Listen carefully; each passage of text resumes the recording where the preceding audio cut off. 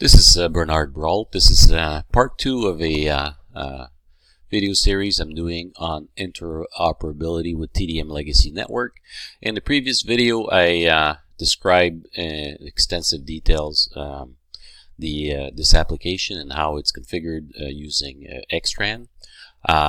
So basically what we have is several C37 applications on an XTran network, and they're groomed into a T1 on different channels off to a channel bank, and this is shown here, different channels going to various remote sites. And on the right there could be a T1 radio with a loop channel bank, a T1 MX, or even a Sonnet ring system.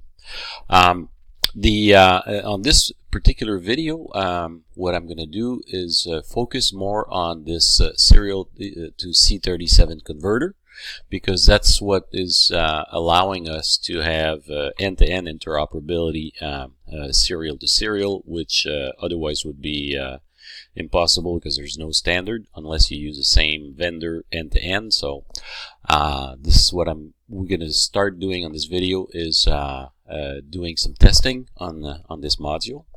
And if you look at the spec here, it pulls its power directly from the 232 receive pin, the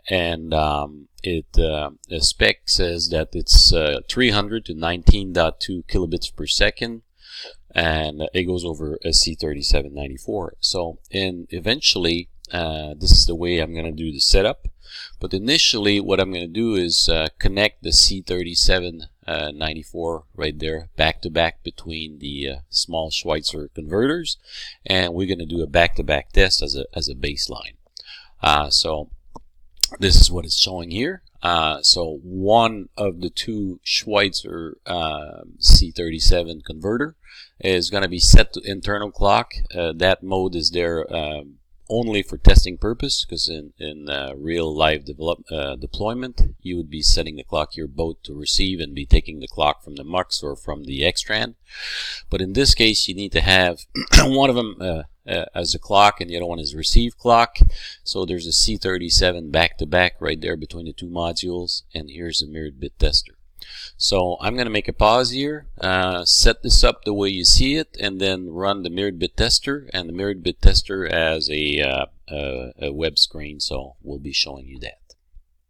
So now I got the two 232 testers or converters connected back to back via fiber optics C37, and what you see here on the screen is the web browser for the 232 tester.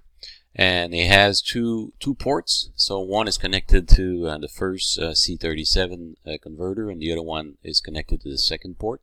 And it's transmitting in both directions. As you can see right now, everything is running, but it's running 100% errors. And the reason for that is the baud rate is set way too high, under 115/200. This unit is designed for up to 19.2. So if I reduce the baud rate, for example, to 38/400, what you'll notice here is that it does, it allows like about 20% of the frame get across, or sorry, 20% error rate. So some of the frame, about 80%, get across, but it's outside the spec, so didn't expect it to work in this mode, but it's still getting true. So we're going to go back into the spec, 19.2 being the fastest speed, so I'm going to run 19.2, and now you see that we're running in both direction error free. And if I reset all the counters, you'll see that the in both direction receiving 1200, 1500. These are the number of RS-232 frames that are sent across in both direction. Notice that both directions are error free. And what's interesting to notice is the latency from A to B, if you want, is 171 microseconds, and it doesn't move quite, if you notice, the minimum and maximum are about the same, so really it's very, very stable latency. And in the other direction, latency is slightly different, and again 175.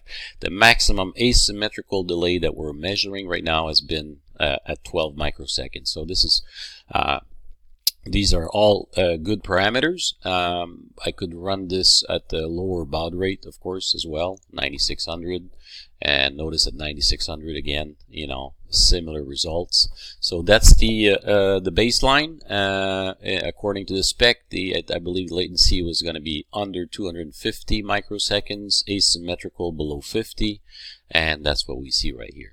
So stay tuned, and on the next video what I'm going to do is go through the actual testing, which is going to be this one right here, having the C37 converter going across an XTran network, across a T1, back into this converter, measuring latency, asymmetrical delay, all that good stuff, and at the same time a second C37 channel across that T1 as well.